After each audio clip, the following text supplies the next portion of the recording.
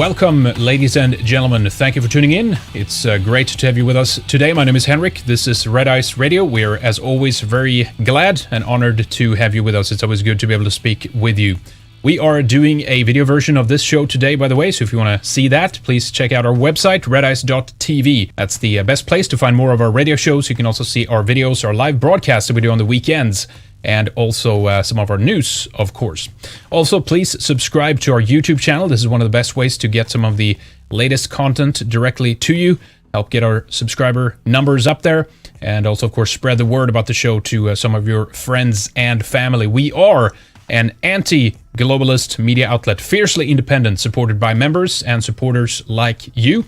We are pro-nationalist. We think that every people, wherever they are, needs a nation of their own and have a right to self-determination, free from internationalists telling us how to live, moralize over us, lording over us, and our unique cultures. Today we have back on the show Styxhexenhammer666. We did a video segment with him a few months ago on the esoteric connections to Kek or Pepe. Some really interesting deep currents that is going on within the success of the alt-right phenomena, and some of the occult undertones to this that people have been using when it comes to memetics and some of the occult information warfare. Really interesting stuff. Do check it out if you missed that segment. But welcome back to the show. Styx. I'm just going to call you Styx. I kept tripping up on your name last time for some reason. Fine by me. Thanks for having me. Sure, you bet. It's good to have you back. You know, I wanted to get you on because I wanted to do a little bit more in-depth on certain issues that we kind of didn't have time to talk about. You're very knowledgeable. You're an author. You're an editor. You've been involved in more esoteric, occult subjects, you know, kind of for a long time. Just briefly, because we didn't touch on this last time, for people who don't know your work, just tell us about some of the things that you've kind of been into the last few years so they get an idea of where you're coming from. Most of my work is involved with trying to release editions of out of print or out of copyright occult works. Some people have pointed out a lot of these are available for free online.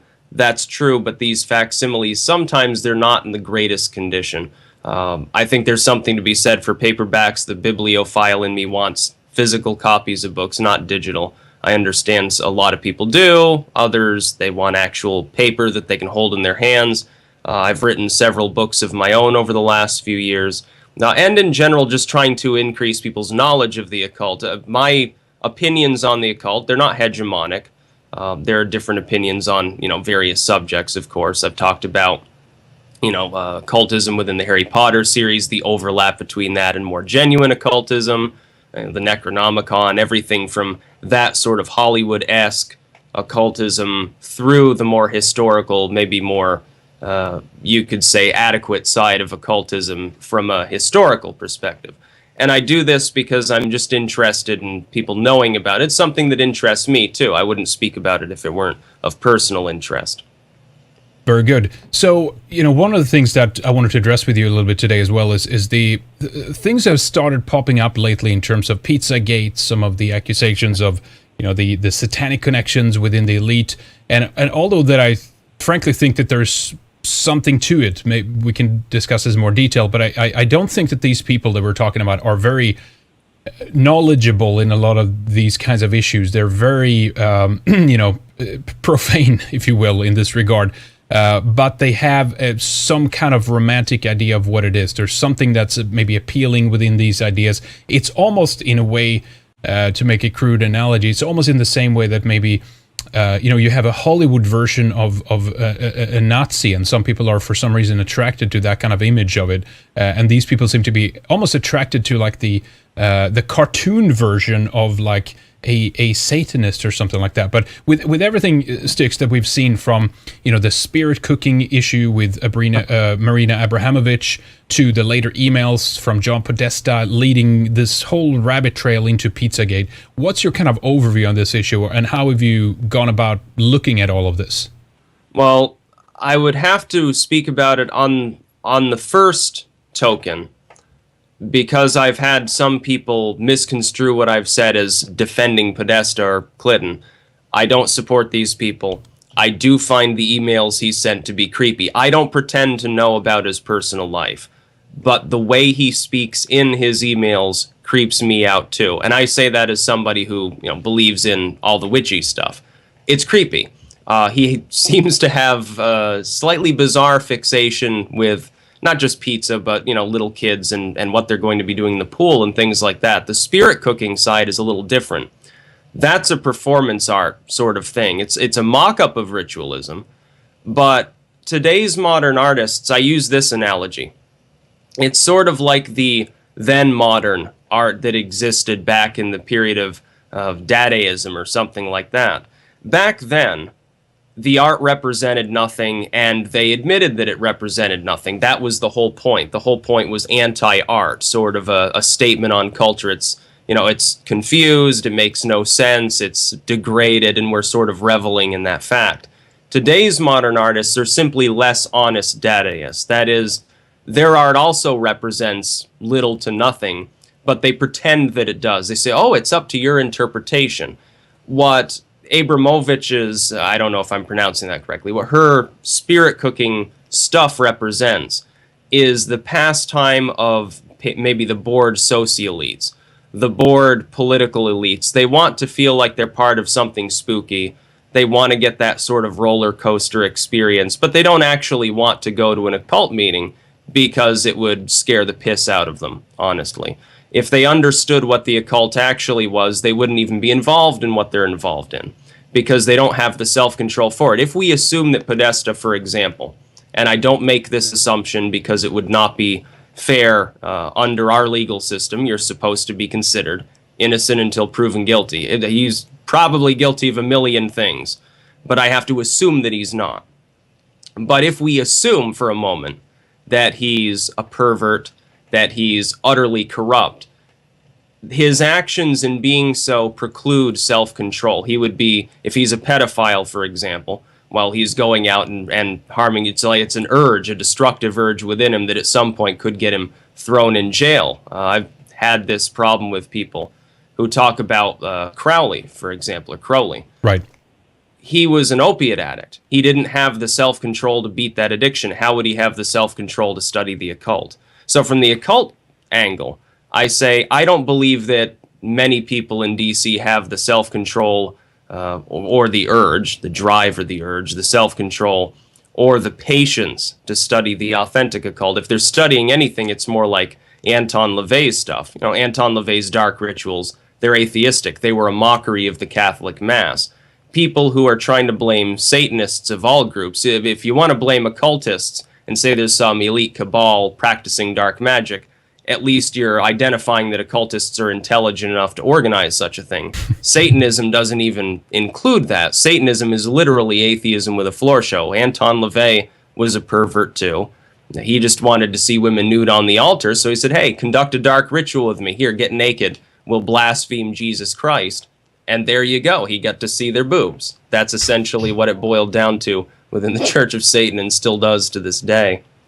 So there seems, though, to be a genuine kind of carnal fascination. I mean, if we look at the artwork of the Podestas, of the artwork even inside Comet Ping Pong, and again, it's very...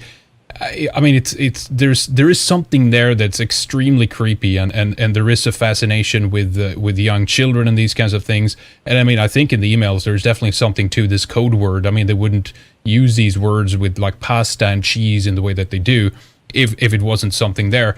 I think people make the association immediately that it's like, okay, this is a Luciferian kind of issue, right? And they're doing this to Satan or something like that. But it feels to me that it's like they are, as you say, they might be fascinated by this because somehow they think it's giving them some supernatural power or something like that, right? It still comes from a perspective of being extremely...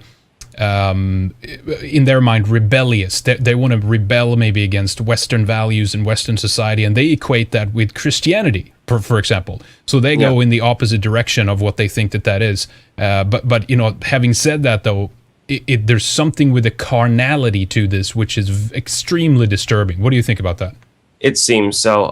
It is. It's weird. It's warped. It's at the very least, it's questionable behavior. It's probably worse than that.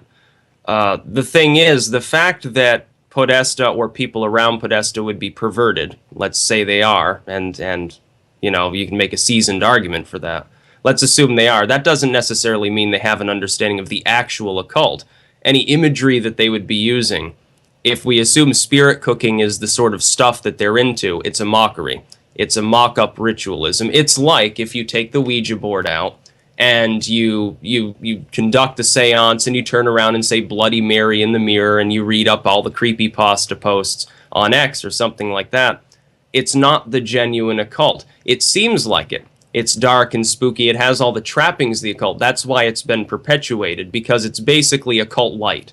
It's the safe version of the occult for people that don't have the patience or the training or the inclination to study reams and reams of mathematical equations or geometry or astronomy or anything like that, or to go into some of these old Renaissance-era works. People like myself can only make them so accessible. Sometimes they're not even accessible to us. Right. They're still only in Latin. The only translation is from 10 years ago. It's from some obscure sub-German dialect or something like that. I can't imagine that somebody who apparently spends all of his time in a pizza parlor is spending very much time researching the arcane. That being said, all the Art and Comet pizza is probably the strangest of all. It is weird. It's definitely perverted. That goes without saying. But that's not occult imagery. I've never come across, in my travels across the occult, anything that closely resembles that. In fact, most of the genuine occult works, they actually stress you're supposed to be almost an ascetic. You're supposed to give up all forms of sexuality, or nearly so. You have to give up the fine food, the alcohol, anything else that would be considered more of a sense pleasure is either forbidden outright, or at the very least it's severely limited. It's situational. For instance, you can have sex, but only with your spouse, and only under this phase of the moon, or something like that. That's literally every grimoire that I've ever encountered has this sort of stuff, including the diabolical materials. Spirit cooking would be more on if we assume that that's some ritual trapping, it's diabolical in nature. Well, it's not being taken from any grimoire tradition I know of. That goes into the separate conspiracy, sort of the Book of the Devil or Satan's Bible sort of stuff. Oh, well, it is authentic occultism, but it's not the occult that you have access to because it's some singular lost tome in the Vatican archives or selling Bohemian Grove owns. I doubt that. Understanding what I do about literary history alone, I doubt that would be the case. Okay, there's an aspect to this I want to discuss later in terms of what that really entails versus what they're doing. But I wanted to kind of emphasize the point you made, that it seems that this is kind of like, what's the term, cosplay, right? That they're involved in. It's kind of it's a facsimile. It's something which seems not genuine. I mean, I was actually thinking, if it is true then that they actually are into this carnality, which is actually involving children, etc.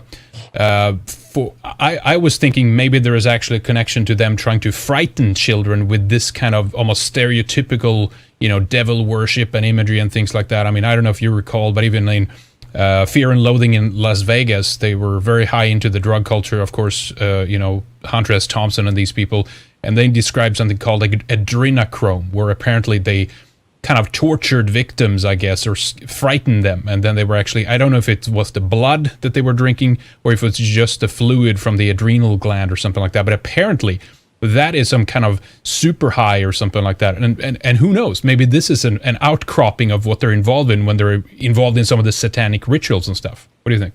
Yeah, it could be some sort of cultism. Maybe they do torture people in the basement, but again, historically speaking, there's nothing about that in any significant occult lore. There are some demonolatry tracts, very modern ones, that would contain that. It's like the Book of Appin. Originally, it was sort of a veterinary grimoire, and that sort of material back then. It's contained in the Petit Albert. It's contained in other texts. It would have been considered sort of like an herbal medicine tract. Somebody very recently pretended that they obtained a copy of this now apparently extinct book's lineage and translated it, but what it really was a modern demonolatry tract that comes from very much post-80s or 90s sort of occultism. So it's entirely possible that they're following some sort of new wave of magic thing, but it's not authentic occultism. It's not rooted in some ancient tradition from Babylon or Sumeria or even, the Renaissance or anything. It's not coming from Da Vinci or Agrippa or anything like that. At the very earliest, it would come from the post-Blavatsky era, even the Theosophists and so forth. They had their sexual proclivities. I don't know that they were involved in ritual torture or anything like that. And all of this material is publicly accessible. It's just people need to have the will to look for it. There are literally hundreds of thousands of tomes of magic out there if you know where to look. You can use archive.org, you can use Amazon, eBay. It's all over the place. People, because they don't know about it, they fear it intrinsically. They've never studied it. They're taking some pastor's words or priest's words and assuming that this has something to do with devil worship or magic. And they're tarnishing the name magic with the actions of what might be a bunch of perverts who are probably just going through a midlife crisis and emulating reverse Christianity, sort of LaVey style, something along those lines. Well, it's an interesting point, because one of the things that was mentioned in one of the emails was that someone's going to sacrifice a chicken in their backyard to Moloch, right? Yeah, and of that course, was Clinton, actually. Was it Clinton? Yeah. Yeah, that was Hillary herself. And I mean, that's interesting because obviously one of the code words in there for chicken, I believe, was a little girl, if I'm not mistaken, or little boy, one or the other. And you have the connection to, of course, the kind of a decadent elite at the Bohemian Grove that are kind of very much in the same way. They're into Moloch, but it's a very theatrical display at Bohemian Grove. But what do you think it entails when Hillary says these things about a chicken to Moloch? Probably it's just a joke about literally sacrificing a chicken. I think sometimes a cigar, I guess, is just a cigar. The thing about the elites, I think that we need to consider is the possibility that they've seized upon the joke of Bohemian Grove. I think Nixon called it the most faggoty thing he had ever seen. That's right. And was talking about people running around nude and pissing on trees out in the open and so forth. That's basically just a daycare for the bored, childlike minds of people that have pretended that making a lot of money has made them happy. They're actually miserable. They want to go out and pretend to be Boy Scouts and pretend to be 15 again. Yeah, that situation probably spawns a lot of perverts, especially the kind that maybe like them a little bit younger pizza, let's say, instead of the stuff that you get frozen that's 20 years old half the time and has cardboard crust. Bohemian Grove has, of course, like the Moloch statue, or what they say is a Moloch statue. The ritualism there is a mock-up, too. The cremation of care, which Alex Jones himself had to crawl in and document, is quite literally the burning of an effigy. It's literally a symbol of, we stopped caring at some point. They're burning, literally, care itself. But it's a mock-up, and they're not reading from some grimoire. They're just standing around having a bonfire. It's no different from drunken college students. They get drunk, they get wasted, they have the bonfire, and then they have an orgy or something like that. The difference is we look at them, we assume that because they're rich that they're also very smart and very diabolical. I see them as a bunch of egotistical backstabbers. All of the predictions that I make within politics rely upon the supposition that these people actually are as unhinged as we think. There's no secret cabal controlling things, and that a bunch of monkeys in suits have the nuclear triggers. Honestly, that's more concerning to me than the idea that they're actually a bunch of black-robed occultists. But this particular ritualism, which goes hand in hand with Hillary's apparent joke there, is a mock-up. The idea of sacrificing a chicken to Moloch is sort of a joke about, I guess, some primitive people that are worshiping some sort of totem, doing animal sacrifices or something like that. That's at least what I would say it's probably about. Yeah, I agree with you that, if this level of understanding of the elite helps us to kind of discredit them, then I'm all for it, to be honest, of us exposing them of their true nature. Because as you say, we must remember that many of these people, they are literally the people who are running our world today. I mean, they have immense levels of power, and it seems that it's almost like on top of it, there comes a kind of maybe a dissatisfaction and a boredom of having achieved all these things that who knows? Maybe they've already had all the prostitutes that they can ever dream of, all the drug parties in the world, right? At some point, they want to try to have more or something, right? I think that level of carnality comes into it at that instant. They push down the age or something, and maybe that will get them going or something. You know what I mean? It's like some sick behavior like that.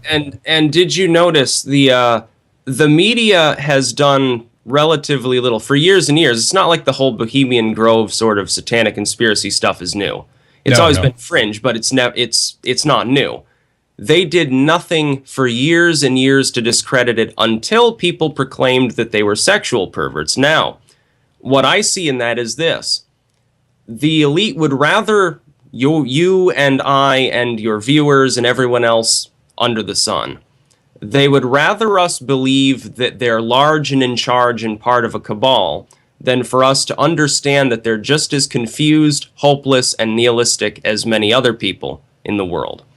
That being said, they don't care if you perpetuate the idea that they're worshiping the devil, because it scares you. It actually helps keep you in line. You become more averse to trying to tangle with them. You think that it's hopeless. The Christians especially will think, well, we can't do anything about it. They're agents of the Antichrist. It's fated.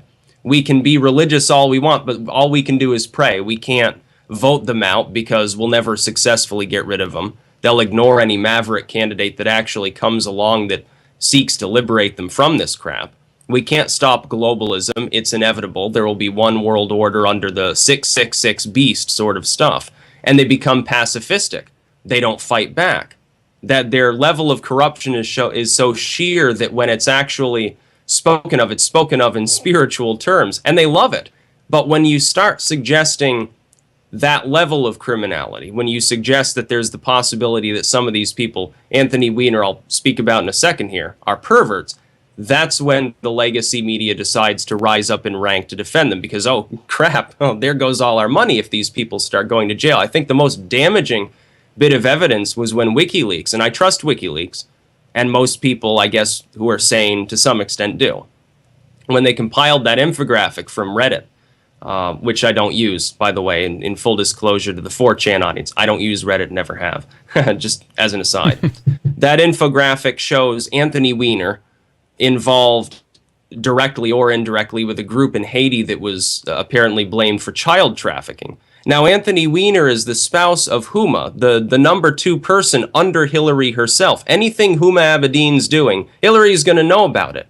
And her husband is not only sexting a 15-year-old, which is pretty damning under the Pizzagate sort of circumstances, he's at least indirectly involved in literal child trafficking in Haiti.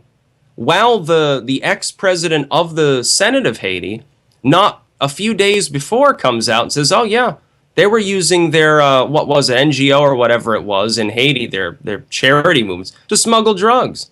They weren't here to help us. They weren't here to feed anyone. We're still starving. They didn't rebuild anything. We're still living in squalor. They just wanted cocaine, heroin, things like that. They wanted to route it through Haiti. It was cheaper. It was easier. They put them in cereal boxes, shipped them out to the United States.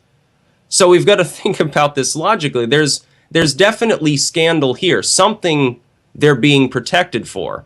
Whether it's child trafficking or dark occult ritual abuse, it's almost a moot point. We don't know. We know there's something going on here, though. I will admit that completely. It's the Clintons. What do you expect? That they're going to be honest?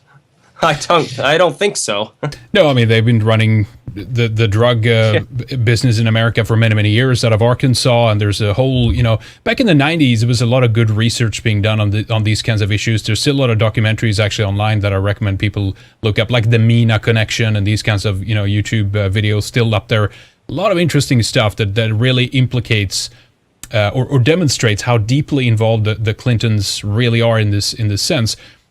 Another thing that you mentioned, which is interesting, is the kind of that this capacity to kind of almost terrify people in a sense of these prospects of them being devil worshippers or Satanists or something like that.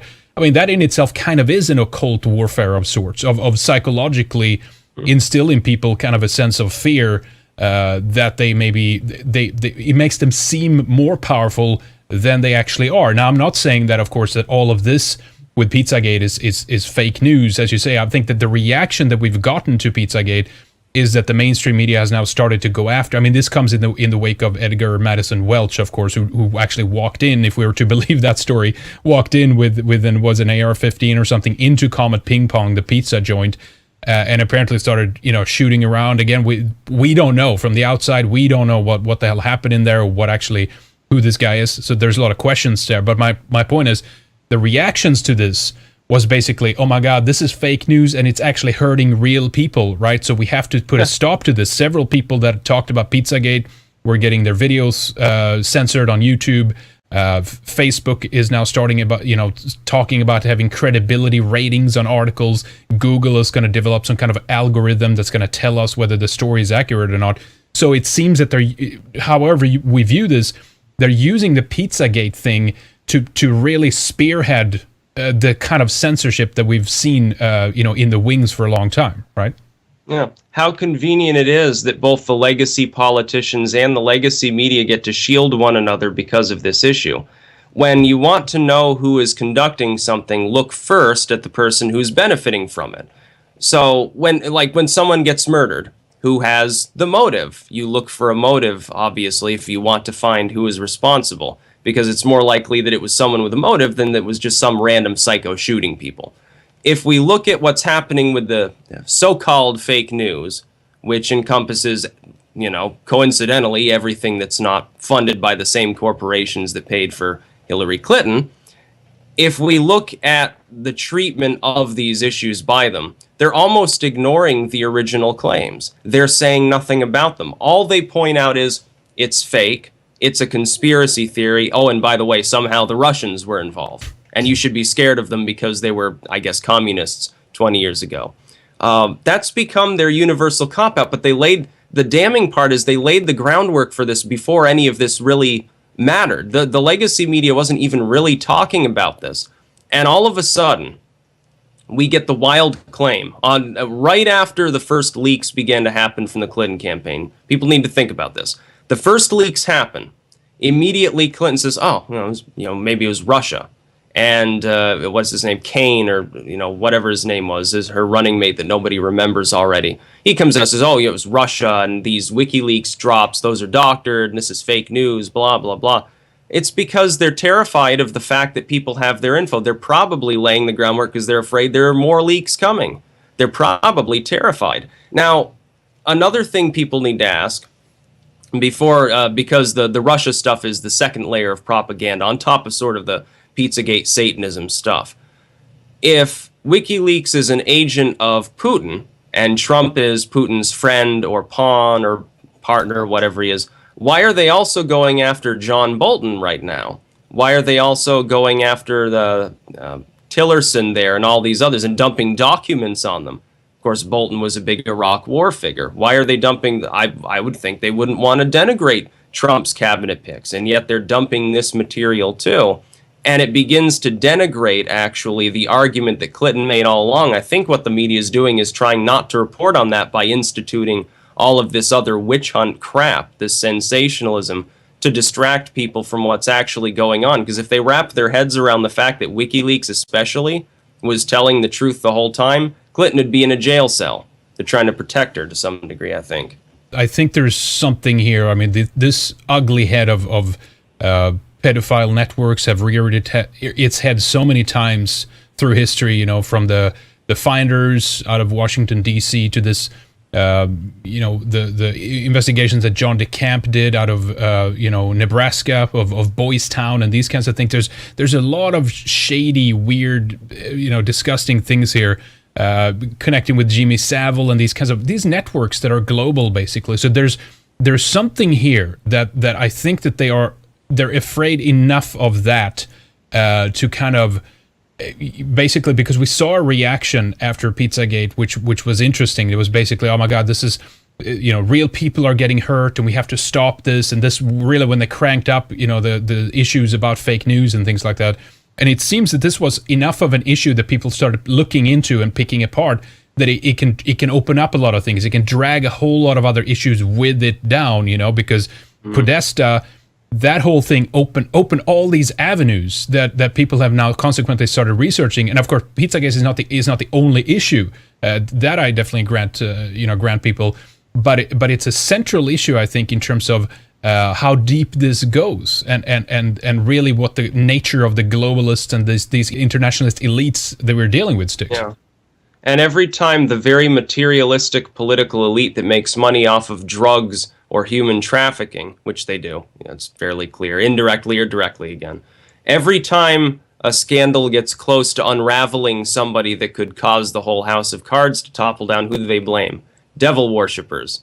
Some imaginary group comprised of cult members, as opposed to the actual culprit, which is people in D.C., some mega church pastor who donates to people in D.C., some corporate head who donates to people in D.C., some banking partner who funds D.C., or some other government. Every time, it always appears to be that as soon as it gets close to somebody who's, again, either in a political position or associated with politics, the magical satanic panic boogeyman gets trotted back out all over again. That's basically what happens. It's sort of like the Salem witch trials, of course. The main theory now behind the Salem witch trials, the similarity there, is that it was essentially a property dispute.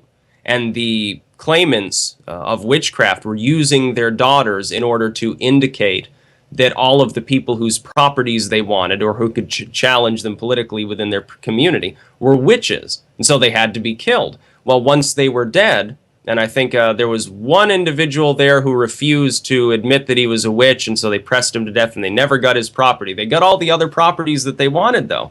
They got all the political power. They ended up absorbing all of the property. And the way that they did this was, they're occultists. They practice magic. I wonder if DC takes up the same line now and would rather blame a bunch of randomly chosen Wiccans and Satanists, who primarily they're just sitting there smoking weed all day, for their problems. Now, it seems like a perfect scapegoat to me because the majority of the U.S. population views them negatively.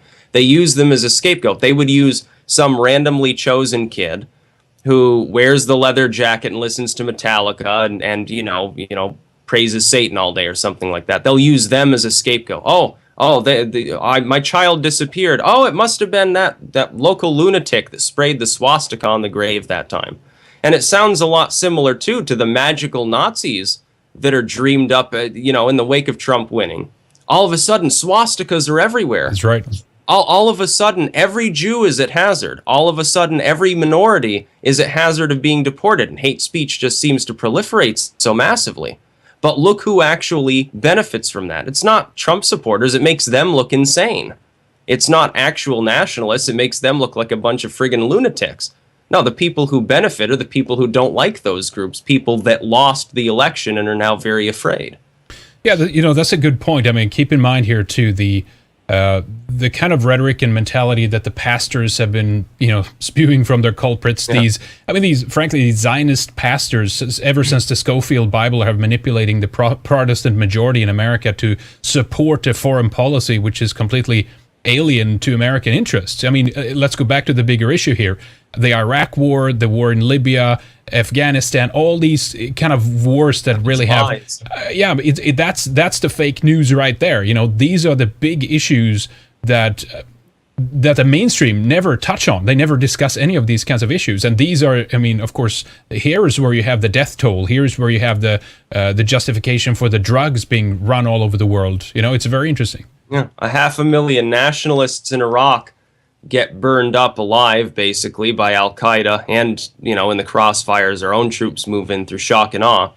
The same media groups that are now being declared the credible media agencies, CNN and so forth, they all listened to the government back in 2002 into 2003 when they said Saddam had WMDs, Saddam's purging his own people, Saddam's trying to get nukes, Saddam has the ability somehow to nuke us.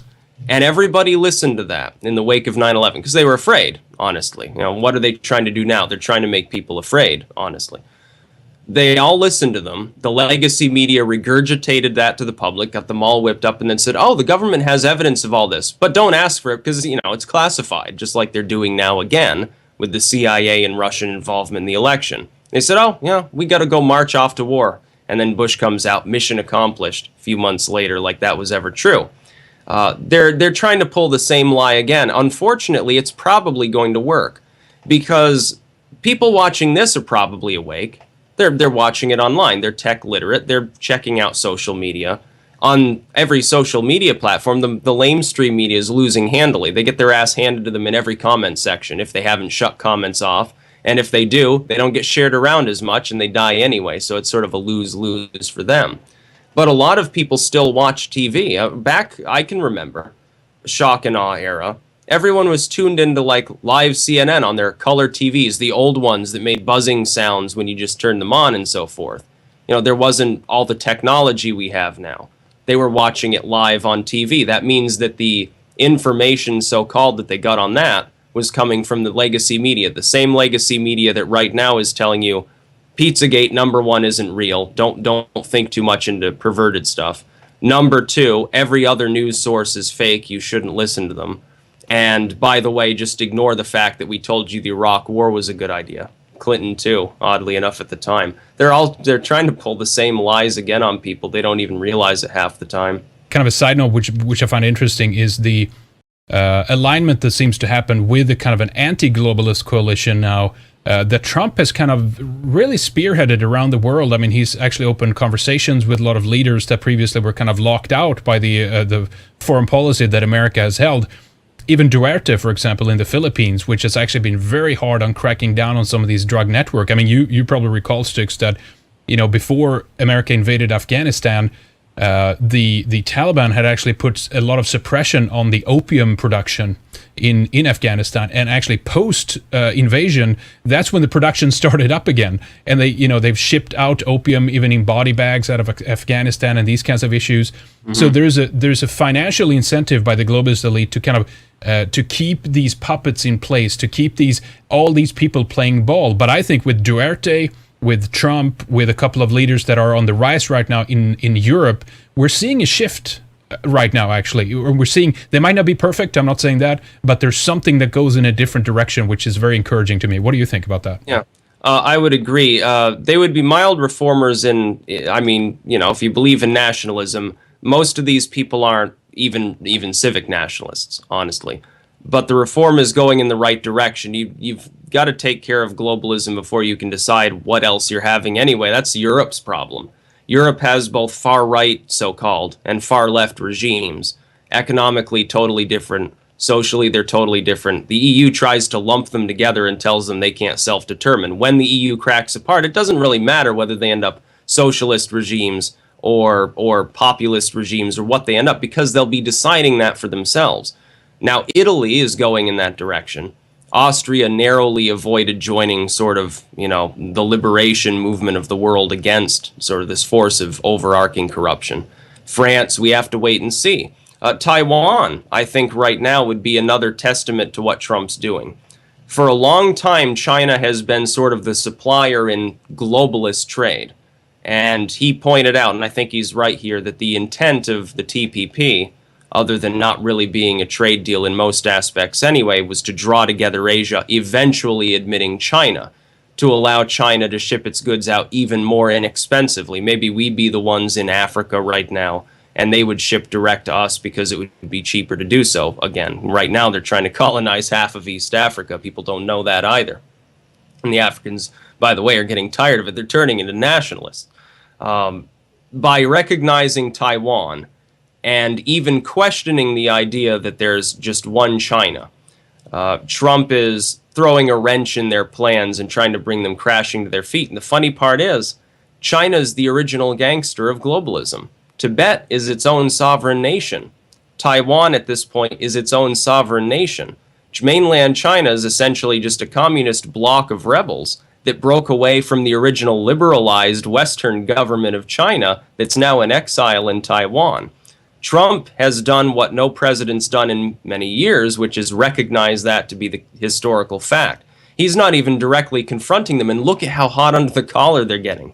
Another reason he'd do this, Japan's already friendly with Western interests. The Philippines, he's softballing the Philippines.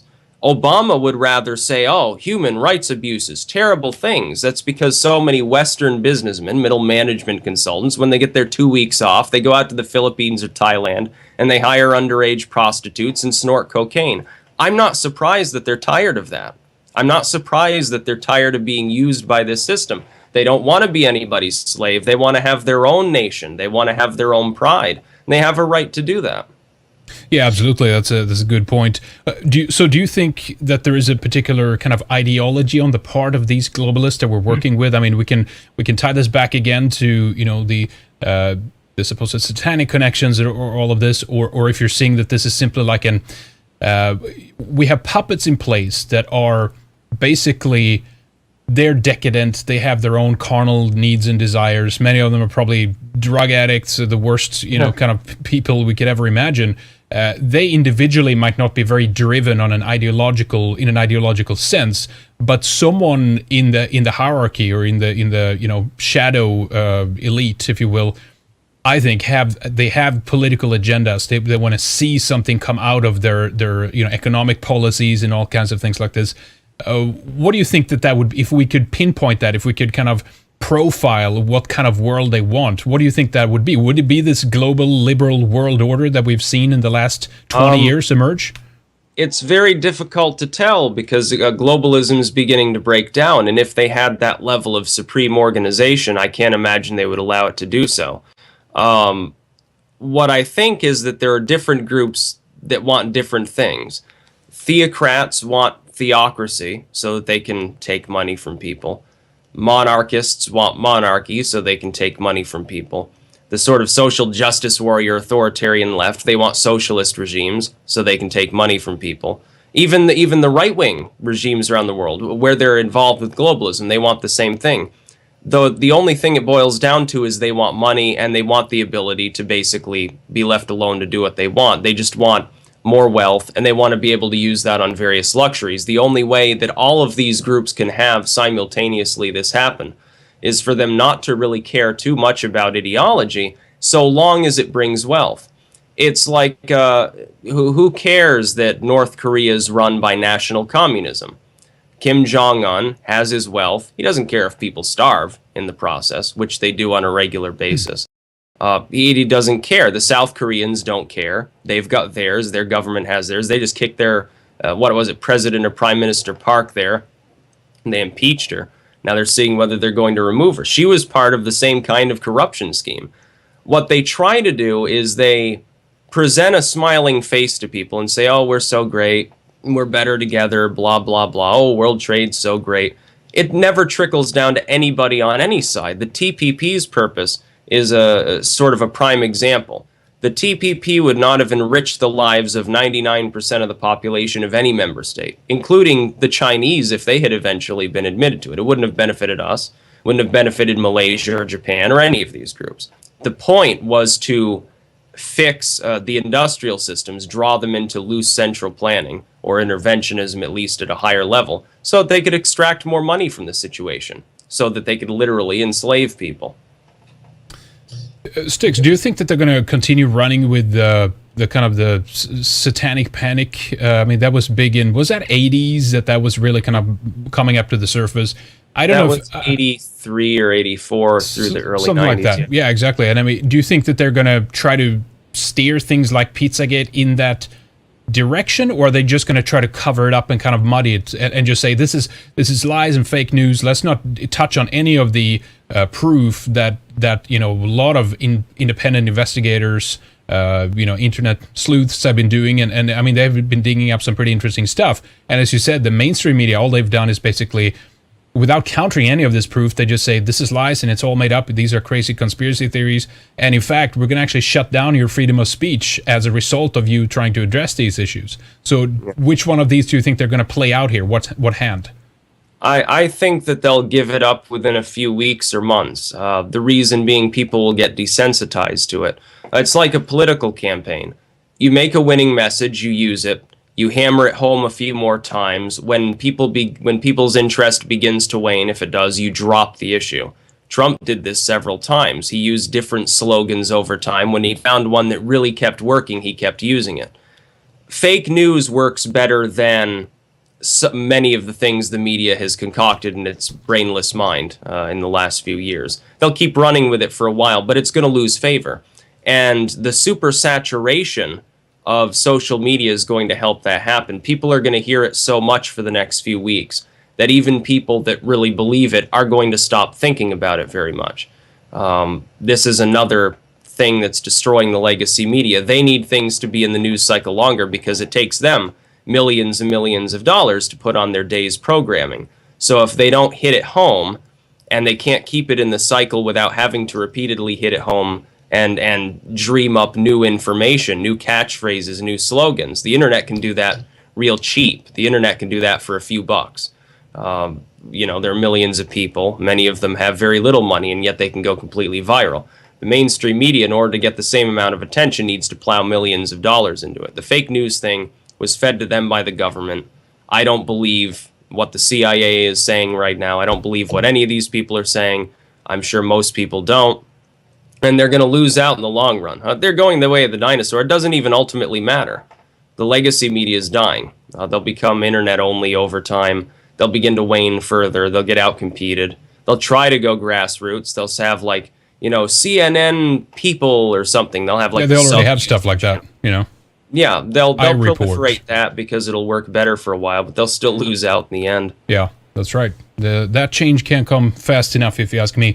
Now, of course, we have more to talk about, in terms of the real occult, try to help educate people a little bit in terms of some of the issues that you're actually interested in. And maybe in a second segment, we can do that. Try to understand the kind of work that you've been into and the how that's misconstrued with what we're seeing with things like Pizzagate, and try to kind of oppose those two and actually see, what is it that you're into, what is it that truly is esoteric and occult versus what these people is into, the left-hand path, what does all this stuff mean? There's a lot of interesting material right there to dig into, but tell us just a little bit about the YouTube channel, and if you want to give us some of the title of some of the books that you've translated and some of the things maybe you've written, so people know where they can go basically to find more information about your work.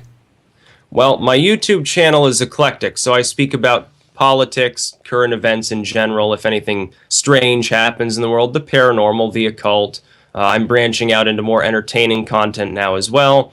As far as my books go, the titles that would be, I think, most interesting to your audience would be After the Ashes, which is sort of a philosophical post-apocalyptic manual. I wrote that myself. Occult Memetics, which is a shorter booklet on the topic of propaganda as it overlaps with the spiritual, which I also wrote. Most of the edited works that I've ever released are strictly occultism. Now, you can peruse them on the Tarl Warwick Books blog at your leisure. It's all old occult material, but it doesn't have anything to do, strictly speaking, with propaganda. It has to do more with human thought. If you want to find out what the true occult is like, you can search up a great deal of material online, with or without actual physical copies of books, honestly. Yeah, check out Styx's YouTube channel. A lot of good videos there. We're going to add some links, of course, to some of these works that I mentioned as well. But yeah, we'll take a short break here, folks. So do stay with us. More coming up with Styx. We'll talk to you in just a little bit. Thanks, Styx, for joining us. Thank you.